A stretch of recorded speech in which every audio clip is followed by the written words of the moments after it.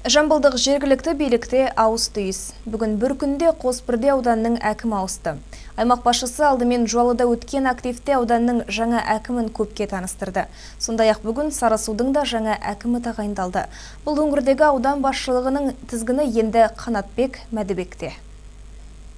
Жуалыға арнайы барған облыс әкімі Асқар Мырзахметов аудан активіне жаңа әкімді таныстырып, жұмысына сәттілік тіледі. Өз кезегінде Нарбай Әбілқасымұлы артылған сенімді ақтауға барын салатынын, өңірдің дамуы жолында аянбай тер төгетінін жеткізді. Асқар Исабекұлы өңір экономикасын көтеруде, әлеуметтік мәселелерді шешуде аудан басшыларына артылар міндеттің мол екенін баса айтып, жаңа әкімге нақты тапсырмалар жүктеді. Ал бұған дейін ауданды басқарып келген Бақтияр Көпбосынов облыс әкімдігінің жер қатынастары басқармасының басшысы болып тағайындалды. Аймақ басшысының өкімімен сондай-ақ бүгін Сарысудың да жаңа әкімі тағайындалды. Басшылық қызметке сайланған Қанатбек Қойшыбекұлы бұл күнге дейін Қазақстан Республикасы энергетика министрлігінің экологиялық реттеу және бақылау комитеті Жамбыл облысы бойынша экология департаментінің басшысы қызметін атқарып келді. Асқар Исабекұлы Сарысу ауданының өндіріске бейім, мал шаруашылығына қолайлы екенін ескеріп, ауданның жаңа әкіміне өнеркәсіп өндірісінің жұмыстарын жүйелеуде, өңірдің экономикасы мен әлеуетін арттыру жолында мол жауапкершілік жүктеп сенім білдірді. Ал бұған дейін Сарысу ауданының әкімі қызметін атқарған Балабек Нарбаев облыс әкімдігінің еңбек инспекциясы басқармасының басшысы болып тағайындалды.